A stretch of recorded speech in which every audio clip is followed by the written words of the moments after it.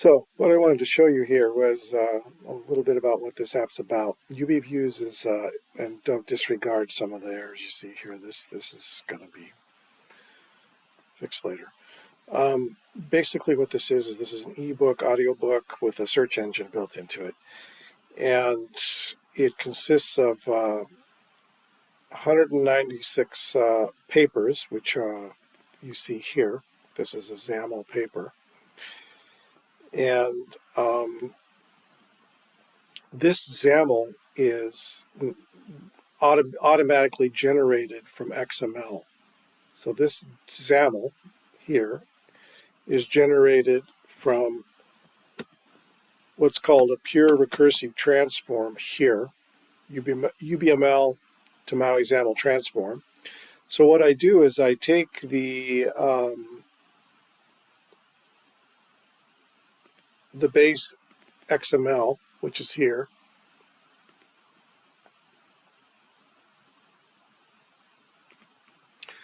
this gets transformed into XAML.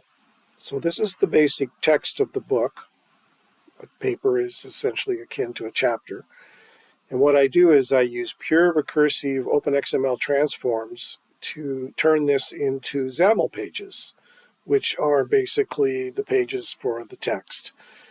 And I can put metadata into here so that you can do some pretty creative stuff with it. Basically, it's markup language for a specific markup language for creating books. What I want to do is I want to automate the process of creating ebooks, audiobooks, that I can then, once I have represented the book in a domain-specific markup language for that text, I can then run it through a pure recursive transform and generate the XAML pages for it to put into an app. So all I need is a framework in which to drive it, and then I can create multiple different books. What I really want to do is create a publishing company, a new way of publishing texts using Maui. That's the goal anyway. So this XML gets transformed with this, which is basically OpenXml. It's Linq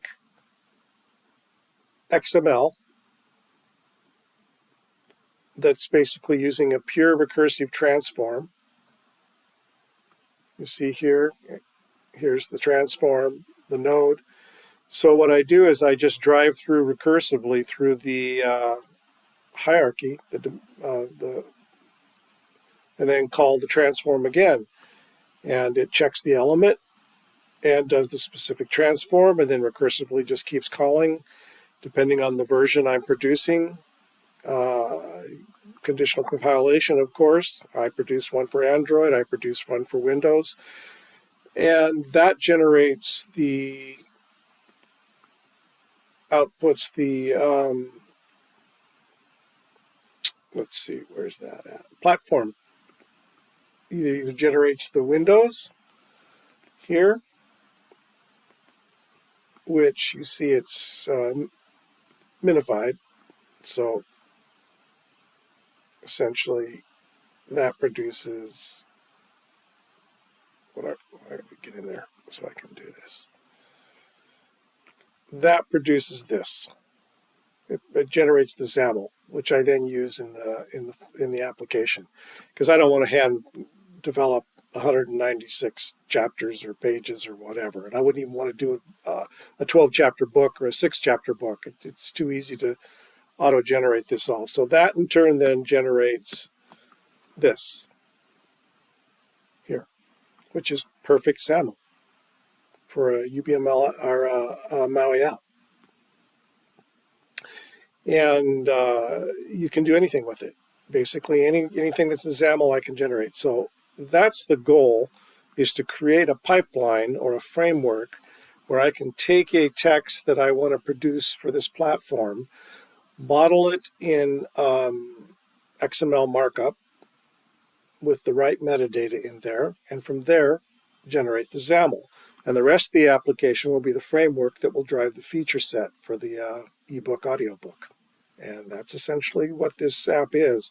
So it's pretty complex. The reason why I use F# libraries is because F# really is pretty important when it comes to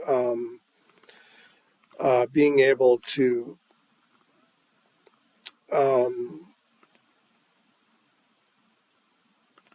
it's just very efficient.